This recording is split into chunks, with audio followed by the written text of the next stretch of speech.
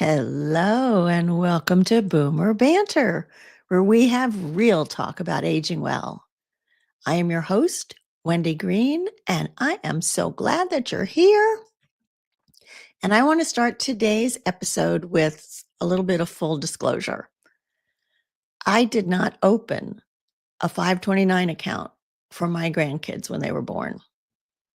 At the time, I simply wasn't in a financial position to do that. Thankfully, my parents were able to step in and help in ways that I couldn't. And I did what I could as I was raising my kids. I talked to them about money, about working hard to earn it, about not getting into credit card debt. But I'll admit I wasn't well versed in investing while I was raising them. It just wasn't something I felt confident about. And honestly, my main focus was being a good mom, not really on accumulating wealth. And now I find myself thinking, I wish I knew then what I'm learning now. As I've started to understand more about finances, mainly through all of the work I've been doing with Boomer Banter, I feel hopeful that I am better prepared. Also hopeful that I can still make a meaningful difference in my grandkids' futures. Because let's face it, young people today are facing some steep challenges: college debt, uncertain job markets, raising cost of living. But there are ways that we can help as grandparents, and one of them is in financial ways. So today, we're diving into some options many of us may not have considered or fully understood. I'm joined by John Cooper, a certified financial planner who's passionate about multi-generational financial planning. And trust me, John has a gift for explaining things in a way that's clear, empowering, and possible. We'll talk about 529 plans and some new rules that could give your grandchild a head start on retirement. We'll talk about creative ways to bring investing into your relationship with them, whether they live down the street or across the country. And because it's never too late to learn, and it's never too early to plant seeds for the future, this is going to be a very helpful conversation. Before we get started, I want to take a guess that as you plan for retirement, chances are you focused a lot on your finances, which is very critical. We all agree on that. But did you think about how you actually wanted to live in this next chapter? I have just opened a few slots in my next chapter blueprint program. And I want to invite you to a live Q&A that I will be hosting about the next chapter blueprint on Thursday, May the 8th. In the program, we will work together to co-create a personalized plan for what's next, personalized to your dreams and interests that will help you feel renewed energy in this stage of life. So if you're curious and want in, email me at wendy@heyboomer.biz, and I will send you the Zoom link to join the live Q&A. But don't wait too long. I only have a few slots open, and I would love to help you get started in planning this next chapter. So let me tell you a little bit more about John Cooper. He is a senior private client advisor with Greenwood Capital in Greenwood, South Carolina. He earned his Bachelor's of Science with an emphasis in economics and finance from the University of South Carolina. He is a certified financial planner, and John is active in his community. He is currently chair of the United Way for the Lakelands Board of Directors and chairs the Board of Trustees for the South Regional Healthcare Foundation. John serves on the Board of Directors of the South Carolina Financial Planning Association, where he served as the 2018 South Carolina FPA president, and he's an occasional guest speaker on South Carolina Business Review. on South Carolina NPR, and he provides timely information on various financial topics. So let's welcome John Cooper to Boomer Banter. Hey, John. Hello, Wendy. How are you? I'm good. It's so nice to have you here. Thank you. My pleasure. Appreciate the invitation. Oh, of course. I'm excited about this. So I want to start with the basics. Most people might know this, but you never know who doesn't know. So would you explain about a 529 plan and why so many grandparents find that a good tool to use?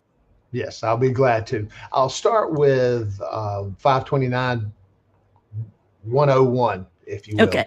529 is simply refers to a section of the IRS code, section 529, that outlines the ins and outs, the policies, procedures, if you will, for 529s and how they're structured and how they're able to be invested, how money is contributed or withdrawn from a 529. So that's kind of the background of what 529 means. It's not just a random number that someone chose and decided, hey, let's call it a 529 plan.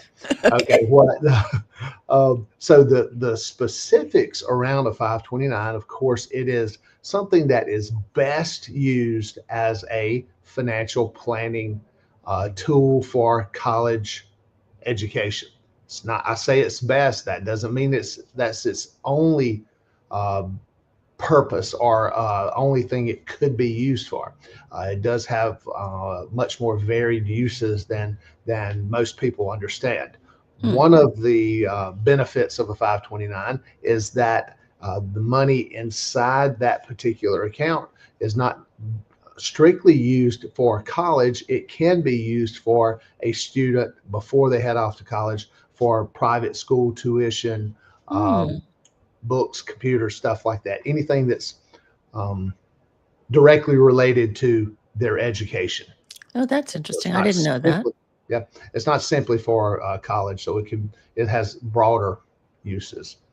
Oh, Um, yep. okay. And The Go ahead. and technical schools too, will it finance Yes. that? Absolutely. Higher education is the term used, so it's pretty broad in that context. How a 529 plan actually works is every state has a sponsored 529. So if you lived in Nebraska, your state sponsored plan most likely would be different than, say, South Carolina. Some Hmm. companies who offer 529 plans are the state sponsored plan in several states, but it's not uniform across the US. There's not one 529 sponsor that services all 50 states. So it's an individual decision made at the state level as to what company creates that 529 and the investments offered within it. Okay, so when you invest into the 529, is that tax deductible from your state income tax or your federal Correct. income tax? Only state, federal, it's not tax deductible. So Okay. I'll use South Carolina as an example because that's obviously where I do the majority of my business. In South Carolina, any contributions made to a beneficiary's 529, that is the student. Also, if you hear me say beneficiary and student, think interchangeable. He's talking about the same person. Okay. That any contributions made to that beneficiary's 529 is something that you can write off your South Carolina tax. And South Carolina, like federal tax tables, have a graduated scale. The more income you make, the larger your percent, your taxable or marginal tax rate is the way Sure, we sure. refer to it. So in South Carolina, the max tax rate is 6.2%. So if you Okay. were to have an income level that's in the upper band of that tax bracket, which it's not huge, it's a little over $17,000 in South Carolina, puts Hmm. you in the highest tax bracket for Okay. South Carolina rate. at Okay. 62. So you told me there was a rule change in 2024 relating to the 529s that could be very beneficial to the student. Mhm. Absolutely. Yes. I'll address that in a second. Let me kind of go back and add a little bit more to the 529. Beauty of the 529 is, yes, it's tax deductible. Whoever makes the contribution gets to write off the taxes. So if mom and dad make a contribution to little Joey's 529, they write it off their taxes. Grandma, grandpa make contribution to little Joey's, they write it off. Aunt, uncle, make a contribution to little Joey, they can write off the portion that they contribute. Once the funds are inside that 529, it grows tax free Mm, during mm, the entire time that it's inside that particular plan. Earlier, you mentioned that you wish you had have started something when your grandchildren were born. That. mm. Yes, a lot of people. I hear that from a lot of people. But so in your particular instance, if you had started it at the day they were born, it could grow without paying any taxes on the growth of that money for 18 plus years Yeah. until Yeah, they which is use it. awesome. Yes, Yeah. if the funds are used for qualified educational expenses, and that list is somewhat broad. Mhm. You can't necessarily use it to go buy them a new car or anything. It does have to Right. be somehow related to educational expenses. But if it's used for those qualified educational expenses, then the money, when it's withdrawn, there's no taxes paid on it at Yeah. that So time. So which it's is a beautiful thing. yeah, it is a beautiful thing. Now, Yeah. going back to your original question, what changed in 2024? Yeah. Most of your listeners and people that watch on your YouTube channel are familiar with the Secure Act. Mhm. Secure Act came in 2019, at the end of 2019. Well, the Secure Act 2.0 took place in 2024. One of the improvements, we'll say, in Secure Act 2.0 was the ability to use money that's inside a 529 after the beneficiary, i.e., student, has completed whatever studies they were doing, paying for whatever costs they had, or maybe they didn't chose not to go to college, or maybe Mhm. they had scholarships and didn't need the money in the Mhm. 529. So there's many different ways that there could be money left over in a 529 after the student was Sure. completed with their education. The big part of this Secure Act 2.0 is they have allowed excess funds in a 529 to be rolled out into a Roth IRA for the beneficiary. Now, there's some guidelines around it, but it's a wonderful opportunity to have some excess funds that a young college graduate, we'll say a 22-year-old college graduate, could very well be able to roll that money out into their own Roth IRA, which I can explain some of the benefits and the policies around the Roth IRA here in a moment. But they could roll that money out into a Roth IRA, then have it grow for who knows how many years. Right, another 40, 50 years. Yeah. Yeah. So it could be an extremely impactful way to plan for college and after. Yeah. And Yeah. think of it from a potential retirement plan option for a newborn. Think of the power Right? of that could hold for 60 years.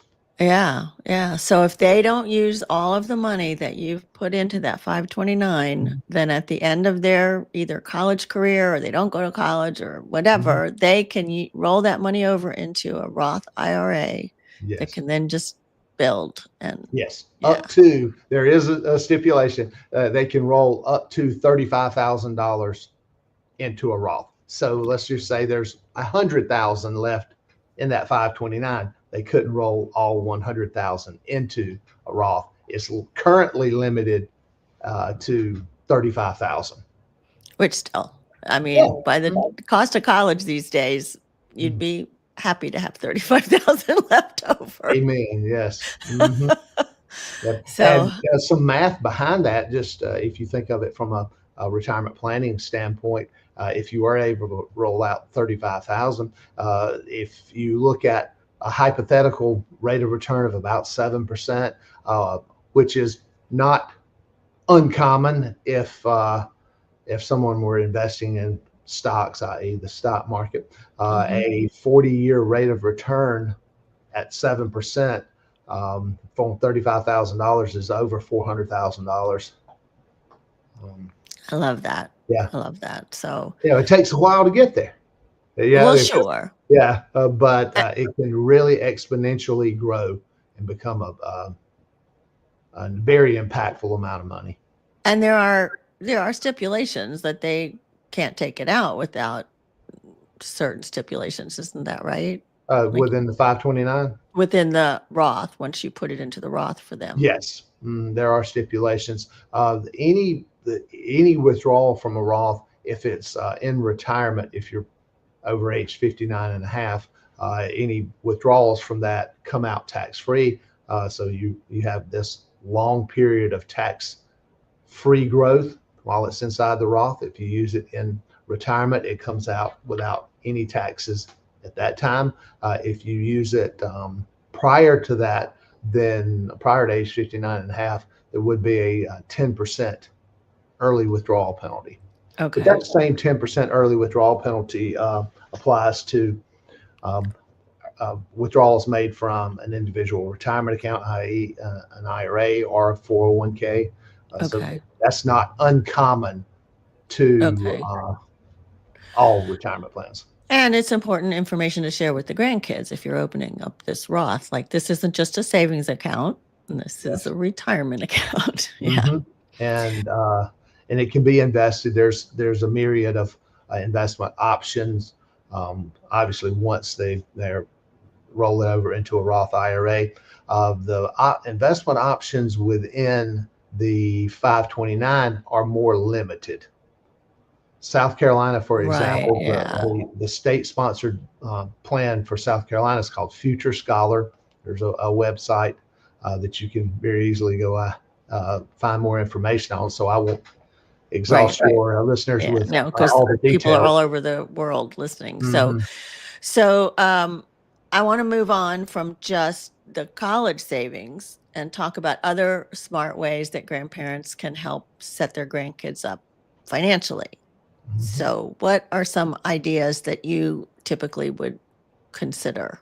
One of the easiest things to do is set up a bank account with them on as the beneficiary on the bank account. They do not have to sign any paperwork. So you or I could go to our local bank and say, hey, I want to start a savings account for little Joey or little Mary. And they would just want to know a little bit of information about the beneficiary, name, date of birth, social security number, those kind of basic things.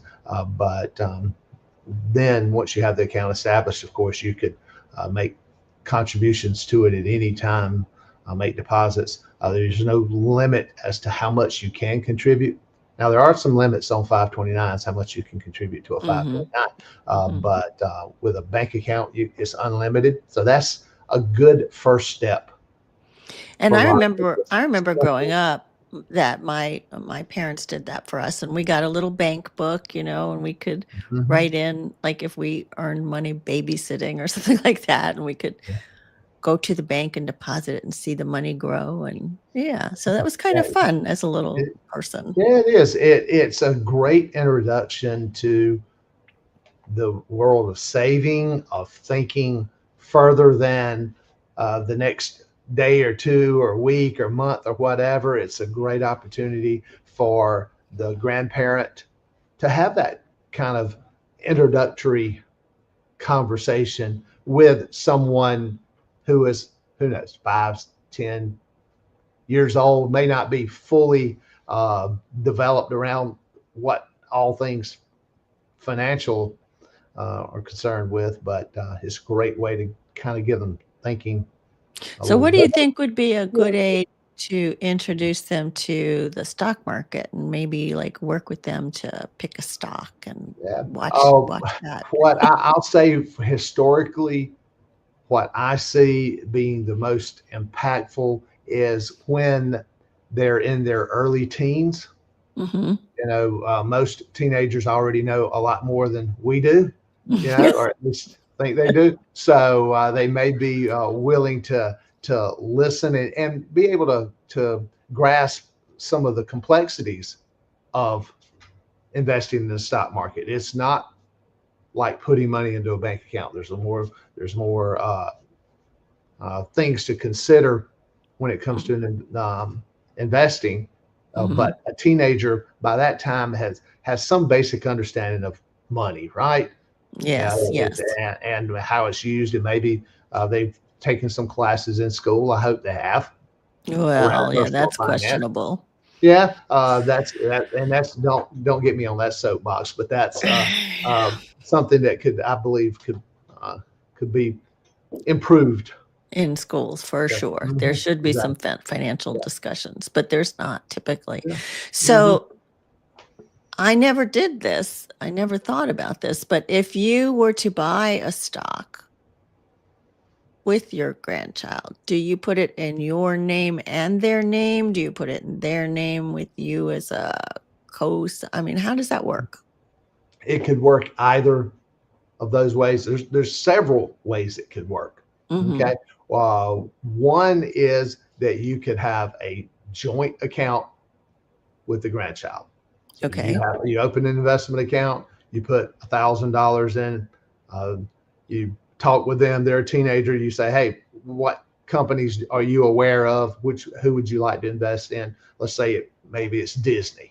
Mhm. A lot of younger people are fully aware of Disney and all the things they do, and so maybe you want to buy some Disney stock. So you could put that in a joint account with the two of you. Mhm. You could open up it's called a UGMA account, Mm. Uniform Gift to Minors Act account, UGMA. It's also referred to as a UTMA, Uniform Transfer to Minors Act account. That is Okay. an account that's established for a minor, someone who is uh, age of minority, right? Once Mhm. they hit certain age, they become age of majority. So there's no longer a minor account. That age varies between states. Most in the U.S., most states it's 18, but in some states it's as high as 21. So if you were to establish the UGMA account for them, then you're the custodian, you're the caretaker of those funds until they reach that magical age. Then it becomes their money. Okay. That's an option. You could set it up in a trust. Hmm. That's a little more formal. That's Yeah. where you would have an attorney involved. You Yeah. do to create the trust documents. Now, you do want to be aware of how that asset is or could impact financial aid for a student. Oh. Because college will Mm. will ask the parents to provide a FAFSA form.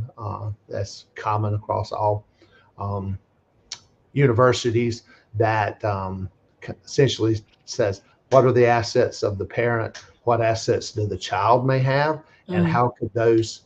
uh, how are they counted or accounted for when it comes to the potential um, of Yeah. receiving How grants, much money they, yeah, yeah. financial aid. So if Interesting. if let's just say you're a grandchild, you sat down with them, age 13, bought stock in Apple, say you Mm. put 1,000 in, and here it is, 5, 6, 7 years later, and it's worth $100,000. Just throwing a number out there. That unfortunately could impact their ability to receive financial aid, even though all things considered, they may be a perfect candidate for financial aid. The parents Yeah. have the sort of income that typically disqualifies.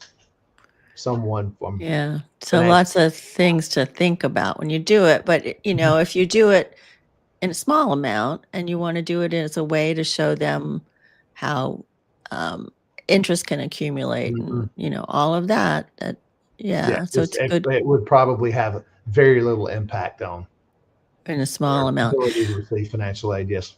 So, because I have you, and this is my time to ask a question, I want to ask you a question about my grandson. So, he's going to be graduating from high school in a couple of weeks. Hmm. And, as I said, my parents put a 529 plan for him. So, we're good with that. But would it make sense as a graduation gift to purchase some stock in his name or even open a Roth IRA in his name as a graduation gift?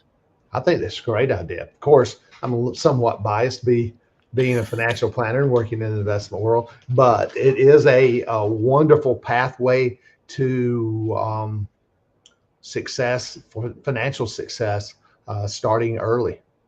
So Hmm. having an 18-year-old pretty pretty much in tune with their surrounding, maybe not as much as you and I, but but Don't tell him that. yeah, well, I think he would greatly appreciate that, and it would cause that connection, another connection between the two of you, to have Yeah. conversations and just check-ins. How's your stock doing? Hey, I'm thinking about putting some more money in your account. What would you do? A little research, and what would you like to buy once the money's in your account? I think that would make for interesting conversations. Yeah, it could. And I think maybe what you're leaning towards more is the stock than actually a Roth for him. Well, a Roth, I use the illustration, a Roth IRA, any sort of investment account is really not much different than, I'll say, your pocketbook is. Mm. Your pocketbook, you can put anything in your pocketbook, right? You can put your sunglasses, your keys, your change. You can put a sandwich. You can put, I don't know, shoelaces, whatever you want to put in your pocketbook, you can put in there, right? Uh-huh. So it's not within reason, right? You can't put well, some people can put a kitchen sink in their Yeah. pocketbook. That's a different topic, right? That's right. Uh, so a Roth IRA, you can put almost any type of investment inside a Roth. Huh. So it can be stocks. It could be something more conservative than stocks. Doesn't fluctuate as much. Bonds. That's an option. Um, Interesting. yep. Um, Okay. mutual funds. There's many things that you could put inside a Roth. So you can, when I say stocks, you could really buy stocks and put them in Roth IRA, traditional IRA, just Okay. a regular investment account. Okay. I want to take a quick break to talk about our sponsor, which is Greenwood Capital, which happens to be where our esteemed guest is from too. But I think it is so important to work with a trusted financial advisor, to have someone who can give you specific personal guidance that actually matches your goals and your lifestyle. I have such a relationship with my advisor at Greenwood Capital, and it's not John. John's not my advisor, but I have a wonderful advisor, Melissa. And as an independent registered advisory firm, Greenwood Capital is a fiduciary, meaning they must place your interests above their own. I do need to share that as a sponsor, Greenwood Capital has compensated my business for this testimonial. And for more information about how they can help you make a financial plan, go to greenwoodcapital.com. All right, let's get back to John and all of this great discussion. Since we're talking about grandkids, I do want to talk about multi-generational families. I know that you work on that a lot. So why is it so important to include the next generation in financial conversations now and not just wait until later? What better time to learn than the present is what I would say.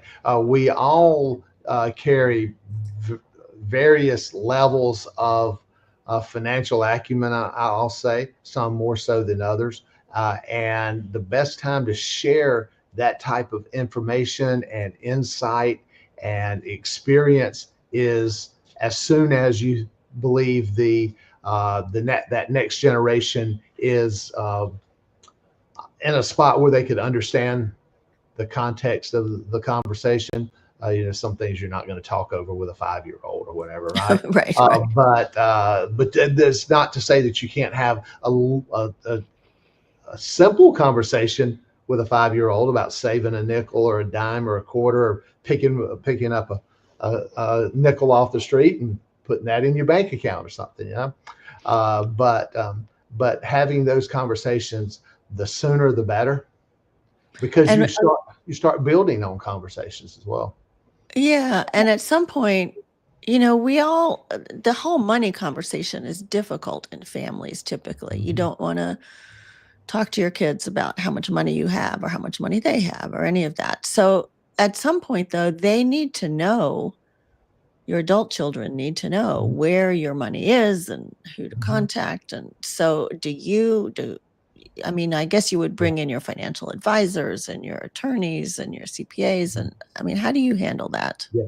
I serve as a financial quarterback for my clients, meaning I don't claim to know all there is to know about all things investments or legal documents or insurance, or whatever the topic may be. But I do know people who are experts in those particular um, segments of a financial, a well-designed financial life. So I refer my clients to some trusted professionals in other lines of business. The benefit to having the conversation with that next generation is you can tell them and provide a lot more color on your situation while you're alive than any will or trust document could ever do if you are, or when you pass.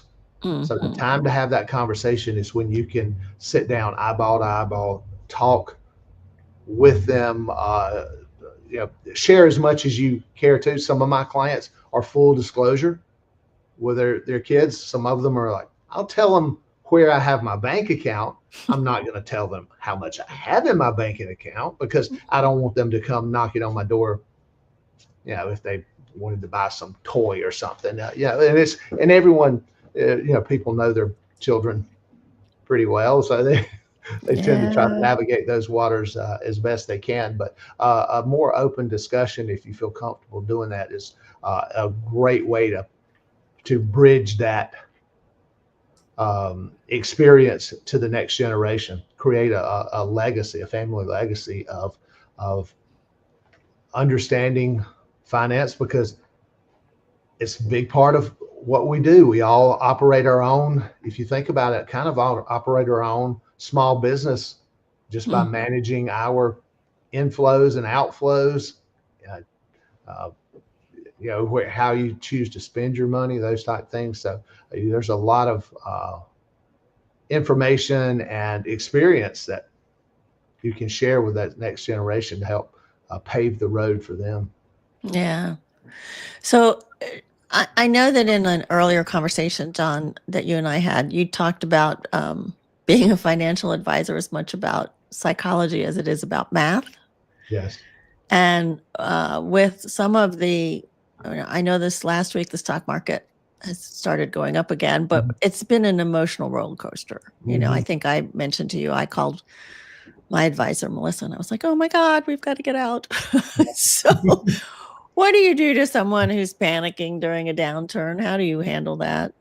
Well, I really try to get in front of those kind of conversations. How do I do that? I like to have these kind of conversations, some what if conversations before something like that happens. It's not a matter of if, but it's a matter of when. That's just the nature of the beast, how the stock market operates. Always has, always will. Fear and greed, they say, drives the stock market. So whenever you put either one of those two feelings to the forefront, some out of the ordinary things happen, right? So I have those conversations with my client when the seas are calm and we're just sitting on our metaphorical yacht, enjoying a sunrise or a sunset, and say, how would you approach a scenario where your portfolio is down 10%, 15% in a few weeks? And let's talk about it now because the seas are calm. But when the water starts getting choppy, that's when we can revisit that conversation and provide hopefully some more calm discussions during the heat of a market fluctuation or downturn. Hey, do you stay calm? Do you feel it in your gut sometimes when the market's doing the crazy things, or are you able to stay calm after all this time? I'm a pretty calm guy, and I've been doing this for quite some time. So I've lived through the .com bubble. Oh gosh. Meaning personally lived through, and also was as an advisor during the .com bubble, 2008, 2009, great financial crisis, COVID, Brexit, you name it, whatever was out there that's caused market turbulence.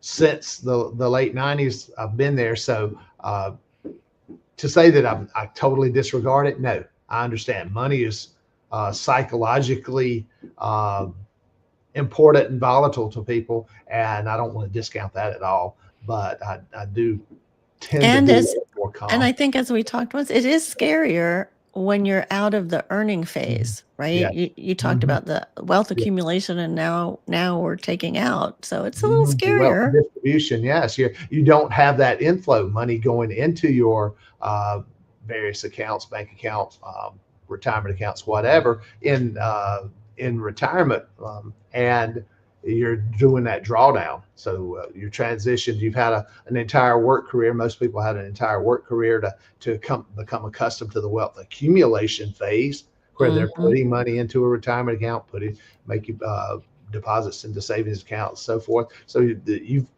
people have 30, 40 years or more to become accustomed to that. Then suddenly, all of a sudden, you get the gold watch. They say, hey, go enjoy your retirement. And you flip this switch, right, and you're assumed to automatically have all this understood, the wealth distribution. How much will I get each month? How long will it last? How will a market downturn affect the longevity of my money? Yes. Scary questions. And that's when I decided I really needed a financial planner, because I'm not drawing down yet, but still, there's so much to know. So much to know. So and the stakes are high, and you don't want to screw up late in the game. So you don't want to stumble right as you're heading down the home stretch, so to speak. You're right. So we've covered a lot of stuff, John, but we started with the grandkids. So I want to come back to that and say, if you had one tip to offer to grandparents who want to start helping their grandkids financially, what would that be? Share your wisdom. A lifetime of learning could save a young person a world of missed opportunities, potential mistakes, and heading down the wrong path. So your listeners have a world of knowledge, and this gleamed over a lifetime of trial and error in a lot of places. Study, a lifetime of studying all these different topics, reading books, whatever. And the best thing you can do is share that information with that generation, to give them some real world illustrations and examples of how things work.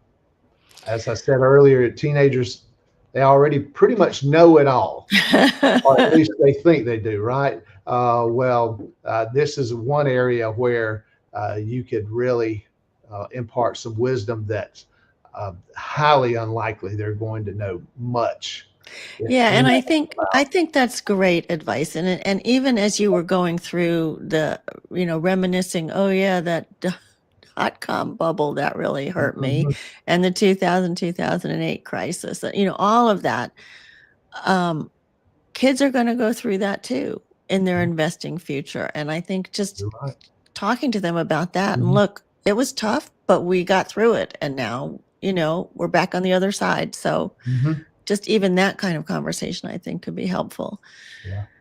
John, this has been very enlightening. I picked up ideas about the transferring the 529 to a Roth IRA if you have extra money left, the ways to invest an account with a younger person, like a UGMA, I think you called it, Yep. or co-ownership, but also look at how that could impact your financial aid.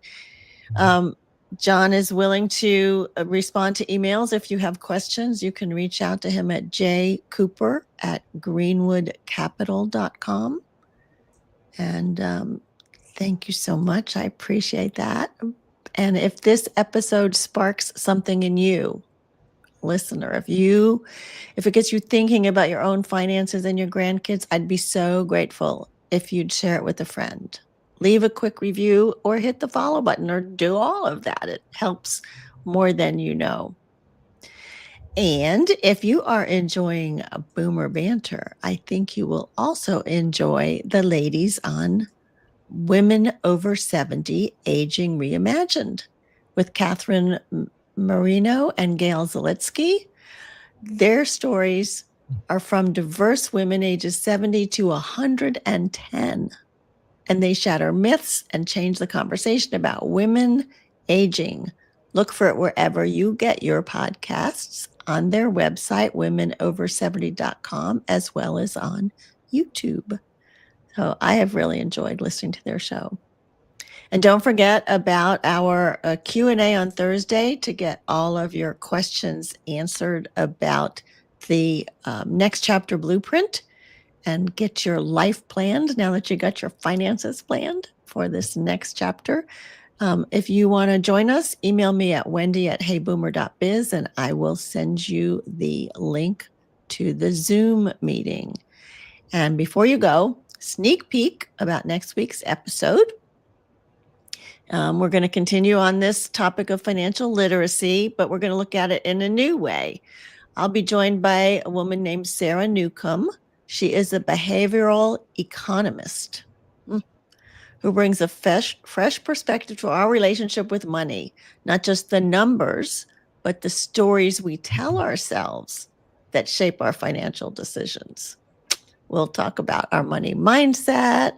We'll talk about self-sabotage and how examining our stories can help us shift from feeling stuck to feeling empowered.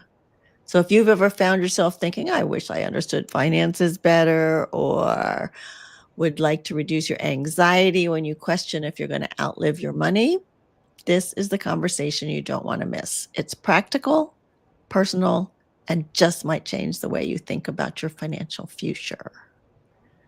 So thanks for tuning in. Thank you so much, John, for all of the good information you shared with us. My pleasure. And I hope to see you all next week. Bye.